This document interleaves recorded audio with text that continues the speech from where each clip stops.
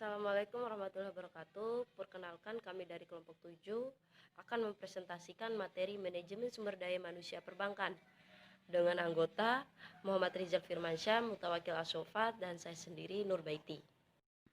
Manajemen sumber daya manusia perbankan adalah kegiatan pengelolaan sumber daya manusia yang ada di bank melalui kegiatan perancangan analisis jabatan, perencanaan tenaga kerja, rekrutmen dan seleksi, pelatihan dan pengembangan, perencanaan karir, penilaian prestasi kerja sampai dengan pemberian kompensasi yang transparan. Pengelolaan sumber daya manusia yang memperlakukan manusia dengan norma-norma yang berlaku akan memberikan rasa keadilan kepada manusia yang terlibat. Perlakuan yang manusiawi akan memberikan motivasi yang kuat kepada karyawan untuk memajukan perusahaan. Dalam hal ini, sebagian besar dunia perbankan sudah mampu memberikan rasa keadilan dan kemakmuran kepada karyawan di atas rata-rata perusahaan lainnya.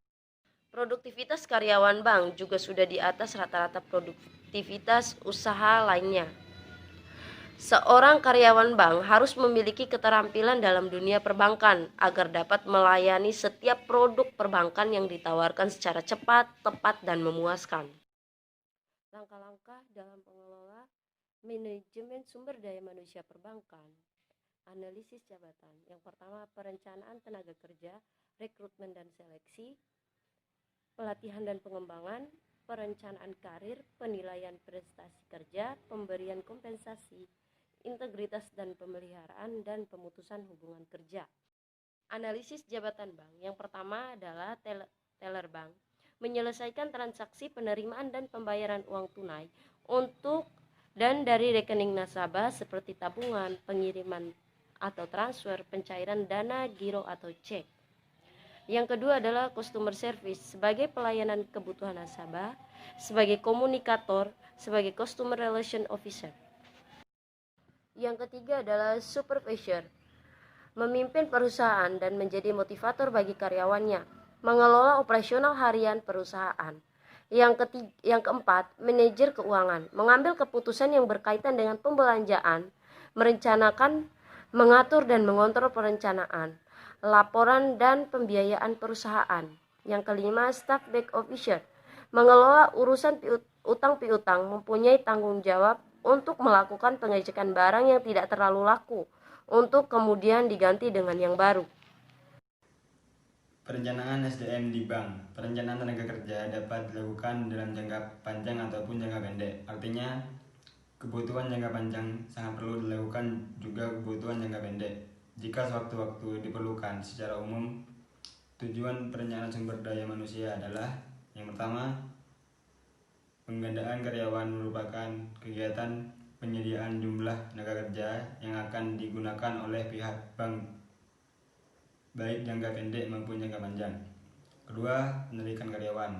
Yang ketiga, memperbaiki sumber daya manusia yang bertujuan untuk meningkatkan kualitas sumber daya manusia yang dalam bank melalui kegiatan pelatihan dan pengembangan atau melalui transfer serta promosi karyawan.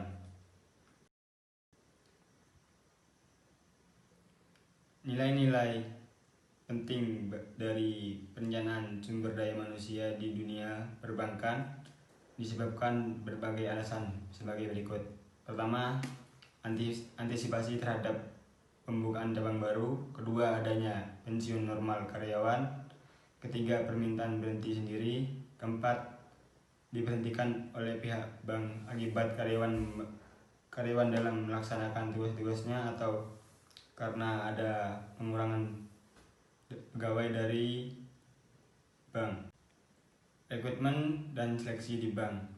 Pengertian rekrutmen adalah kegiatan untuk menarik sejumlah pelamar agar pelamar ke bank, sedangkan pengertian seleksi adalah merupakan proses pemilihan calon karyawan yang telah direkrut melalui berbagai persyaratan yang telah ditetapkan oleh bank. Pemilik sumber tenaga kerja yang dijadikan saran rekrutmen antara lain dengan cara memilih tenaga kerja berdasarkan surat-surat lamaran yang masuk ke bank atau dikenal dengan istilah walk-in, Terus yang kedua, mencari tenaga kerja ataupun karyawan yang sudah bekerja di bank atau bersangkutan. Setelah memperoleh sumber-sumber tenaga kerja yang diinginkan melalui rekrutmen, langkah selanjutnya adalah menyeleksi tenaga kerja tersebut. Tujuan seleksi adalah memilih sejumlah tenaga kerja yang diinginkan dari jumlah tenaga kerja yang tersedia sesuai dengan kebutuhan. Pelatihan dan pengembangan di bank. Pelatihan bertujuan untuk memberikan keterampilan kepada calon karyawan sebelum bekerja. Teknik dalam pelatihan dan pengembangan karyawan ada dua cara, yaitu yang pertama metode praktis. Dalam on the job training, calon pegawai diberitahukan tentang bagian-bagian organisasi yang ada dalam perusahaan, praktek kerja dengan berbagai macam keterampilan, melatih karyawan tentang cara pelaksanaan bekerja. Kedua, teknik presentasi dalam metode simulasi. Teknik simulasi dapat dilakukan dengan model A. Sistem perkuliahan, B. Presentasi video, C. Konferensi. Sedangkan metode simulasi dapat dilakukan dengan cara A. Studi kasus dengan cara mengidentifikasi masalah-masalah, memilih alternatif penyelesaian dan pengambilan keputusan. B. Role playing. C. Business games. Yang D. Training, yaitu latihan dilakukan dengan cara atas langsung tetapi dengan pelatih yang khusus.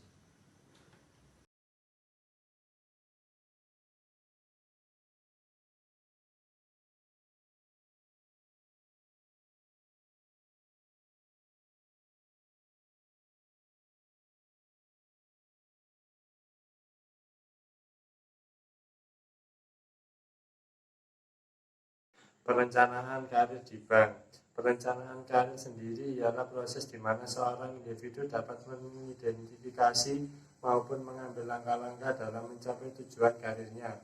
Melalui perencanaan karir ini nantinya setiap individu dapat mengevaluasi kemampuan maupun minat yang dimilikinya. Perencanaan sebuah karir juga merupakan perencanaan mengenai kemungkinan seorang pegawai, anggota organisasi maupun seorang individu untuk meneliti proses kenaikan pangkat atau jabatan sesuai dengan syarat-syarat jabatan tersebut dengan kemampuannya. Penilaian prestasi kerja pada bank. Prestasi kerja adalah suatu hasil kerja yang dicapai seseorang dalam melakukan tugas-tugas yang dibebankan kepadanya yang didasarkan pada kecakapan, pengalaman, dan kesungguhan serta ketepatan waktu. Prestasi kerja dipengaruhi oleh 3 faktor, yakni kemampuan dan minat seorang pekerja, kemampuan dan penerimaan atas penjelasan, delegasi tugas dan peran, serta tingkat motivasi seorang pekerja. Pemberian kompensasi di bank. Kompensasi adalah suatu jaringan berbagai sub-proses yang kompleks dengan maksud untuk memberikan balas jasa kepada karyawan, baik pelaksanaan pekerjaan dan untuk memotivasi agar mencapai tingkat prestasi kerja yang diinginkan. Di antara komponen-komponen proses ini adalah pembayaran upah dan gaji, pemberian kompensasi pelengkap seperti pembayaran asuransi, cuti, sakit, dan lain-lain. Integrasi dan pemeliharaan di bank. Integrasi adalah konsep konsistensi tindakan nilai-nilai, metode langkah-langkah prinsip, harapan, dan hasil. Dalam etika, integrasi dianggap sebagai kejujuran dan kebenaran atau akurasi dari tindakan seseorang. Integrasi dapat dianggap sebagai kebalikan dari kemunafikan dalam hal konsistensi internal sebagai kebijakan dan menunjukkan bahwa ternyata pihak yang memiliki nilai-nilai yang bersengketa harus menjelaskan perbedaan itu atau mengubah kepercayaan mereka.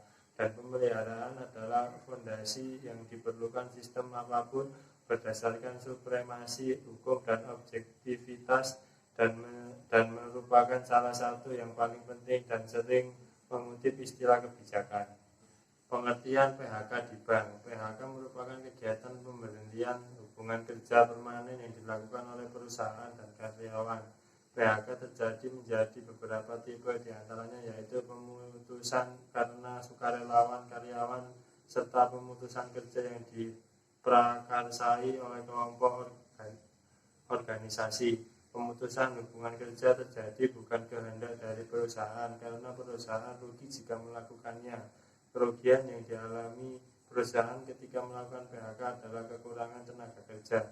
Akibat kekurangan tenaga kerja, perusahaan tidak dapat melakukan proses produksi dengan cepat.